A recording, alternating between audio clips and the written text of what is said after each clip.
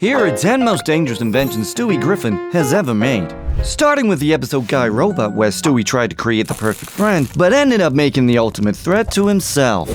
This time it all started when the guys were watching a stand-up special, and Brian noticed that modern comedians were terrible. God, that's what passes for comedy these days? Angry, Brian said that even he would be a better stand-up comedian. Stewie disagreed, arguing that the best jokes weren't in stand-up anymore. They were online, in private blogs. But Brian was determined to prove his point. He decided to try stand-up at a local club. Somewhere, Quagmire is getting ready to scream boo! But when he started his performance, it didn't go as planned. Boy, awfully quiet in here. The situation got a little better when, in desperation, Brian started reading jokes from Stewie's blog. It saved his performance, but when he got back home, he didn't reveal the truth to Stewie. I gotta say, I'm surprised that Stewie didn't come to this concert in the first place. But, you know. And in the next evening, when Brian was trying to repeat his success, Stewie caught him in a lie. You bloody thief! Every joke you told up there was stolen from me!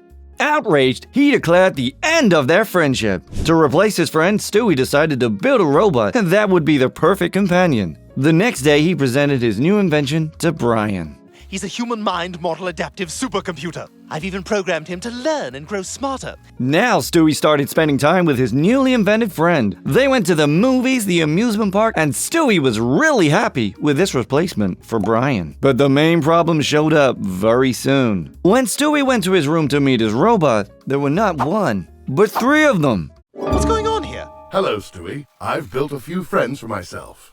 Oh boy, we know how this is gonna end. The war against the machines. It turned out that the robot's intelligence surpassed Stewie's, and he no longer wanted to be around him. Stewie desperately tried to fit in with the new group, but they still rejected him. The group of robots grew closer and became meaner. Well, this is what happens when you create life without a terms of service agreement.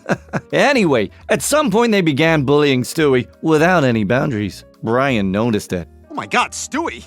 What are you doing in the toilet with the lid closed? Ted R. says this is where a piece of crap has to live. Well, that was enough for Brian. He apologized for stealing the jokes and urged Stewie to stand up for himself. The old friends reunited and prepared to stop the bullies. Stewie and Brian caught them while they were playing and poured water on them from a hose. This caused a short circuit and the robots broke down. So, in this episode, Stewie tried to invent the perfect friend to replace Brian, but miscalculated and became a victim of his own invention. In real life, relationships often experience pauses and difficulties. That doesn't mean they're over. Don't rush to replace someone. Try forgiveness first.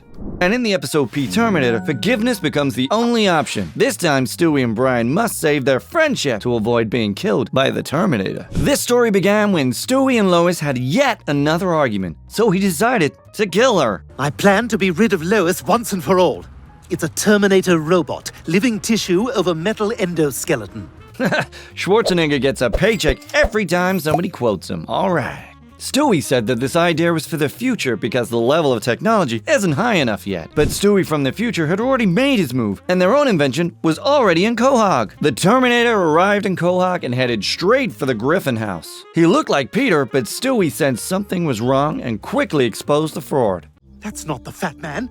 That's my Terminator robot. Stewie was thrilled, thinking that his future self had sent the Terminator back in time to kill Lois. Uh-oh, turned out that the Terminator was actually there to kill, Stewie. Stewie and Brian barely ran away from him. They found a safe spot at the motel outside the city. Now they had to analyze the situation and come up with a plan. We can't go back home. We gotta keep moving. I'll need to rent a car. But oh no, the Terminator was already there. He was about to kill Stewie when Brian intervened. No! It turned out that the Terminator obeys Brian because he sent him to kill Stewie. This information shocked Brian and Stewie, and they decided to investigate the situation. Brian, we need to go to 2060 to find out what happened. Stewie and Brian traveled to the future where they discovered that the United States had collapsed due to a war between former friends. Oh my God!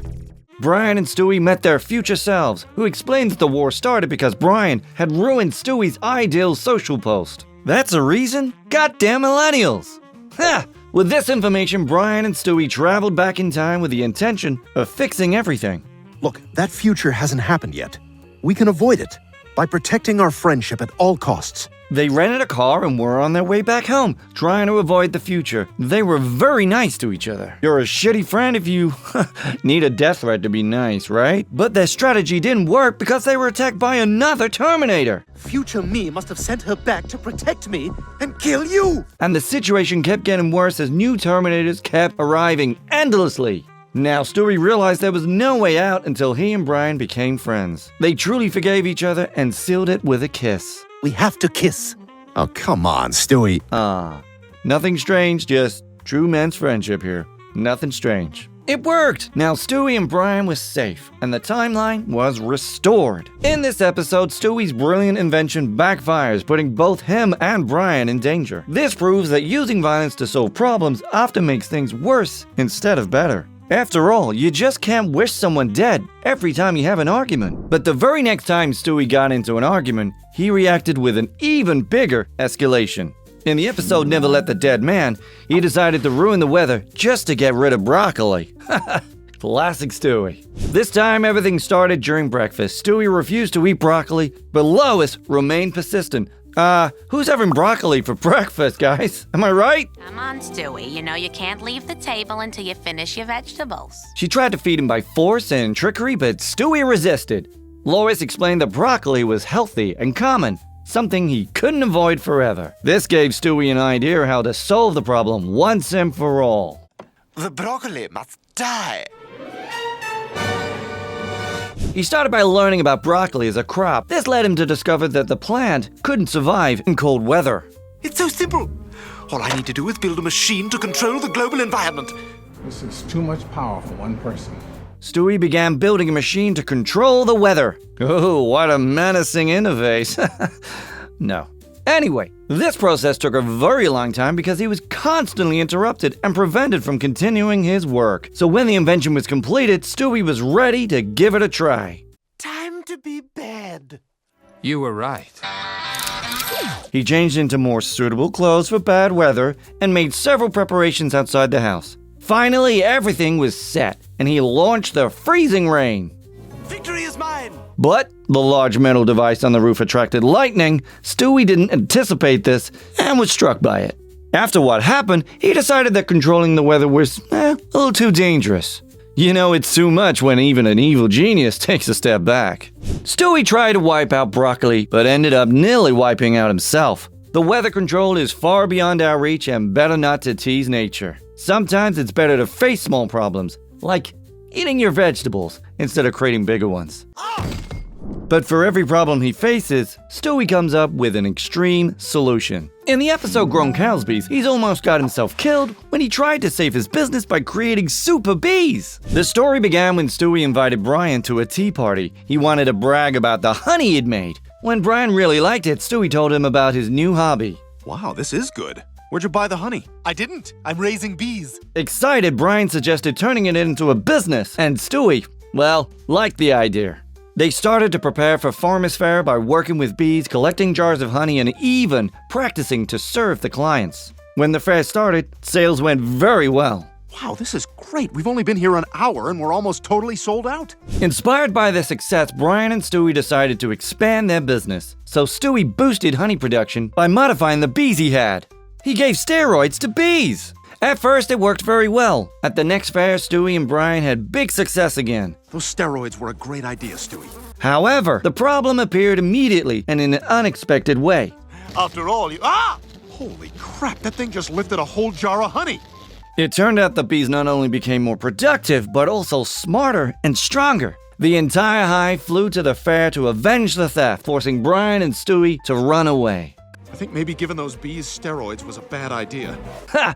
You haven't felt how they sting yet. Brian and Stewie tried to escape the chase by car, but the bees didn't give up. They then drove home and Stewie called Meg to distract the angry bees. Why not call Lois? You already hate her. Seizing the moment, Stewie and Brian rushed to the hive. Quick, we just have to get rid of the queen. She's in the hive. They took the hive with the queen inside and launched it far away from their yard. Oh boy, this will be a very painful surprise for the new owner. In this episode, Stewie tried to improve his business with the help of bee steroids. You can't use chemicals carelessly when producing food, as you can't predict all the consequences. And don't rush for quick growth. A quality business is built gradually. Yet patience was never Stewie's strong suit, so he built a time machine to take control of time itself. But as he learned the hard way, things don't always go as planned. In the episode Back to the Pilot, his invention nearly destroyed the timeline and sent the world into chaos. This time, everything started when Brian couldn't find his most precious tennis ball. Desperate, he went to Stewie for help. Buried it years ago. I just can't remember where. I'd give anything to find it, though. Stewie decided to help his friend. He suggested going back to that day to remember the hiding spot. You can't use a time machine for such silly things. It's not Uber, guys. Stewie and Brian got in the machine and traveled back in time. They arrived in the yard, but years earlier. The hiding spot with the ball was nearby. Brian went to go grab it, but Stewie stopped him. You can't dig it up here. Just make a mental note of where you buried it, and as soon as we're back in the present, you can dig it up then. They started arguing about changing the past for the better. Stewie stood firm on his rule, and Brian gave in. But just as they were about to leave, Brian stepped out to pee. When he turned back, they activated the machine, but things started to go wrong. Instead of returning home, Stewie and Brian ended up in a stadium. Stewie, what's going on? I don't know. For some reason, the time machine didn't take us back to the present. We're still in 1999. They gave it one more try, and this time, they made it back home. But the future had changed. It turned out that while Brian was outside, he told his past self about 9/11, and he managed to prevent it. Sounds like good news to me, right? Anyway, however, only Brian gained from the situation as the US faced dramatic consequences. 9 southern states have declared that they are seceding from the United States. The announcement came from former President George W. Bush, who reformed the Confederacy after a bitter loss in his 2004 re-election bid. Now a new civil war had begun in the US between the northern and the southern states. Trying to see how bad things had gotten, Stewie and Brian traveled 5 years into the future. It turned out that the country was now struggling to survive after a nuclear war.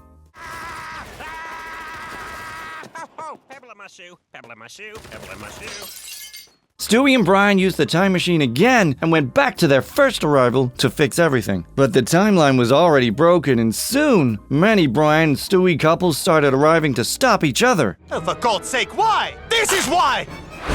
Don't move! Hold it! Freeze! Stop! No! Wait! Oh my God, what's that? Trying to save the situation, one of the Stewies took the lead. He sent everyone back to their rightful places in the timeline.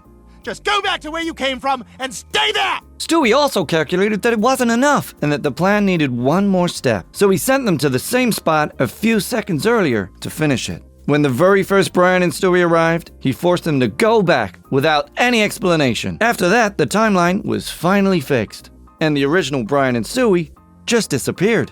Is it gonna hurt? Just a little. This time, Stewie and Brian used the time machine to find the ball and almost led to the destruction of America. As has been shown, the impact on the events of the past is unpredictable and can very easily turn into a disaster. It is better not to use such powerful and dangerous inventions without special need. But in the episode The Hand That Rocks the Wheelchair, Stewie created an even more dangerous device. With its help, he brought the most cruel creature to the city streets. This story started at the playground in the park. The little bully ruined Stewie's sandcastle. Stewie was about to shoot him, but he assembled his rifle the wrong way, and it exploded. God saved him from jail! While Stewie was wondering what happened, Brian approached. He explained the real reason Stewie didn't punch the bully. He had stopped practicing with his rifle. Stewie had given up on cruelty and was no longer interested in weapons. When was the last time you tried to blow something up or take over the world or even use the phrase damn you? You're getting soft, brother. Stewie said that he'd been too busy last time, and with all the new knowledge he'd gained as a kid. But deep inside, Brian's words hurted Stewie, and he started a new machine. It was supposed to change him back into his more evil version. When he finished it, he invited Brian to the presentation. So I built a concentrated neural enhancement device designed to boost my evil side. He tried out the machine, but at first, it didn't work. Disappointed, Stewie called Brian to come with him to the garage for extra tools to fix it. But as soon as they left the room, the device activated again. It created a separate version of Stewie, filled only with hate and cruelty. If I were Lois, I would leave town now. The first victim of evil Stewie became Brian, who barely survived their first encounter. But when the real Stewie came in, he didn't rush to fix his mistake. It must be studied. If I can decode the genetic puzzle of this being, perhaps I can determine how to apply it to my own neurological makeup. Surprisingly for Stewie, evil Stewie attacked him too and then escaped. Sometimes you can't even trust yourself. Evil Stewie was a serious threat to society, so Brian and Stewie went after him. Since he had Stewie's memories, they predicted he would attack the bully who'd ruined the sandcastle earlier. Unfortunately for the bully, they were right. Oh my God! Hey, enough. Stop. Here come the parents. The scene made Brian and Stewie realize that they needed to take action. Stewie, we have to destroy that thing or it's just gonna keep killing people.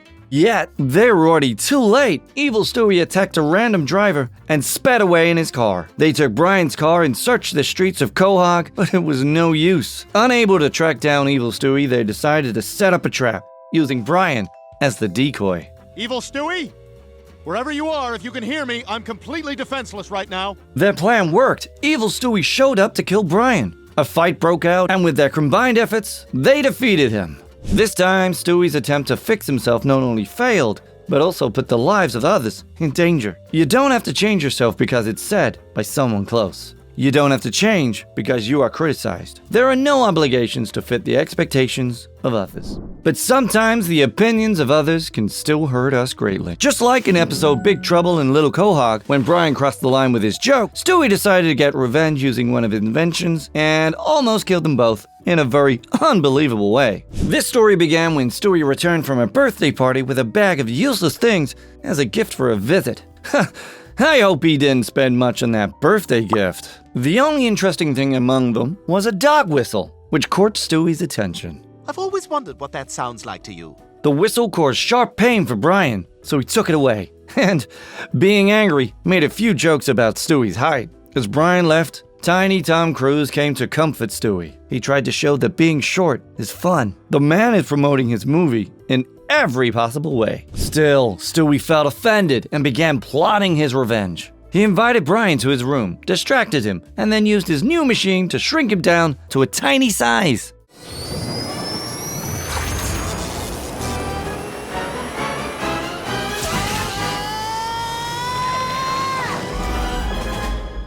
Cornered by the evil genius's plan, Brian was now forced to apologize. Stewie accepted the apology and was about to turn things back when suddenly, Brian was attacked by a rat. Without hesitation, Stewie rushed to help him. I'll shrink myself down and come get you. Stewie arrived just in time and saved Brian. Then he tried to organize the magnification process, but Brian pressed the wrong button. The one you pressed is going to shrink us down to microscopic size! They were trapped in a microscopic level, lost in the carpet fibers. The right place to look for the current Trump rating.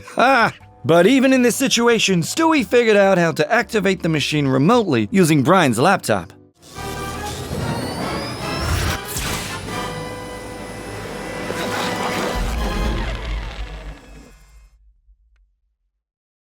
My God, it worked! Stewie, you're a genius! Unfortunately, some angry microorganisms were magnified as well, and they started to chase Brian and Stewie. Looks like microlife isn't so micro anymore! But luckily for them, their house was filling with pest control gas. They just had to jump out the window before the main explosion! At the last moment, they were saved by a tiny Tom Cruise. I would like to see something like that in the next Mission Impossible. In this episode, Stewie's attempt to get revenge on Brian puts their lives in real danger. There are always easier and safer ways to get back at a taunt, especially when the person who offended you is a close friend.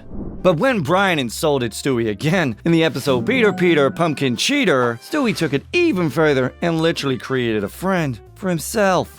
This story took place on Halloween. Stewie and Brian were planning to do a couple's costume, but Stewie demanded too much. You're taking this too far. I'm not getting bossed around by you for the next 2 days. Rejected by Brian, Stewie realized he only had one friend left, Rupert. He decided to bring his teddy bear to life so he could replace Brian for Halloween. To fulfill this idea, Stewie built a special machine in his room.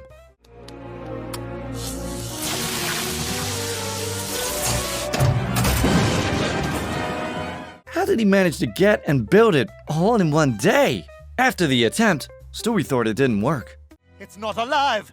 It's not alive! So he went to bed, and before falling asleep, complained to Rupert about Brian for a long time. He's my best friend, and this is how he treats me? I hate him. Seriously, I wish he were dead. It turned out Rupert was already alive. He had heard Stewie's wish and was inspired to fulfill it. In the morning, Rupert tried to kill Brian, but Brian accidentally escaped. Rupert didn't give up and kept looking for him during the celebration in the streets of Quahog. But this is where he met his creator, Stewie. Oh my God, it worked! I made life! But Stewie's happiness quickly faded when he found out that Rupert was gonna kill Brian. Rupert built by love, but powered by vengeance. Stewie couldn't talk him out of his plans, so he hurried after Rupert to save Brian. Yet Rupert found Brian first. Hello! He was at a local cemetery for a horror movie show. Rupert waited until Brian went to the bathroom and followed him. Stewie also ran there to stop the bear he brought to life. He arrived just in time to interrupt, and as Rupert was about to finish his plan, You should go. I don't think you'll want to see what happens next. Stewie entered into a duel to protect Brian and killed Rupert. In this episode, Stewie wanted a friend so badly that he literally brought his teddy bear to life. But this desperate move almost killed Brian and made Stewie decide who his real friend was. Friendships can be tested in tough times, but there's no need to take things that far. Yet, was it too far for Stewie? In the episode Emission Impossible, Stewie, unhappy with the idea of another sibling, planned a total massacre of all his unborn brothers. This story began with news Lois received. Her sister was about to give birth, but no one was there to help her. Poor Carol, all alone in that big house. So, Lois and Peter rushed to Carol's house to support her. When she went into labor, they took her to the hospital. They stayed with Carol through every stage and even witnessed the birth. This had a huge impact on them, leading to a very radical decision. Lois, let's have another baby. 3 failures in a row? Do you seriously want to continue?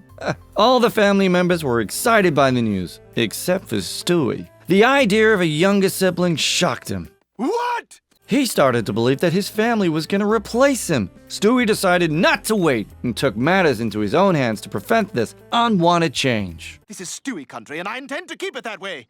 As God is my witness, from this day forward, Peter and Lois shall not conceive. At first, he tried the classic baby approach, to sleep with parents, but it was the solution for one night.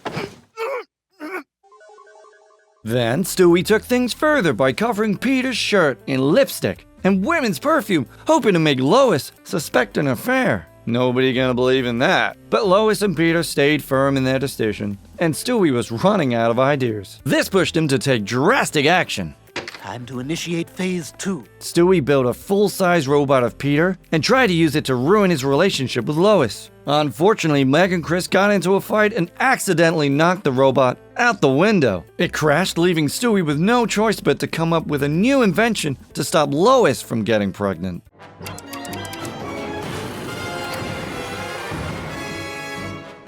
Wow, this house is way bigger than it looks. With no more options to stop his parents from the outside, Stewie decided to take action from the inside. He entered Peter's body through his mouth, planning to destroy all his sperm cells. A bad day to be a sperm.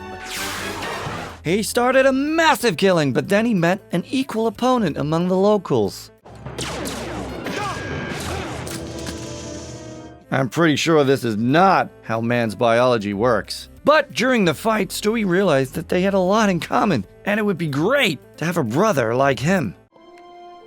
So, he changed his plans and left Peter's body. This time, Stewie used his mind to protect himself from potential siblings, but it turned out that the problem was much smaller than he had imagined. Similar situations often happen in our lives when we overthink things instead of embracing reality. We shouldn't take drastic actions when problems only exist in our minds. But the next problem Stewie faced was definitely real. In the episode The Kiss Scene Around the World, his conflict with the bully forced him to create one more dangerous device. This story started at the mall. The Griffin family went shopping and bought Stewie his first tricycle. Surprise, honey!